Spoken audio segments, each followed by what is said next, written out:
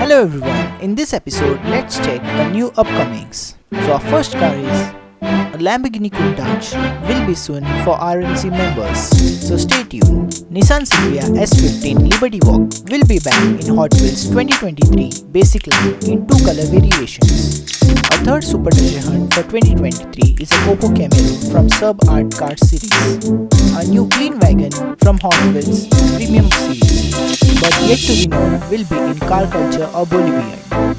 A very cool Porsche 935 found in Hot Wheels 10-pack set. A new 62 Corvette Gasset coming in the last mixes for 2022 Hot Wheels basic line.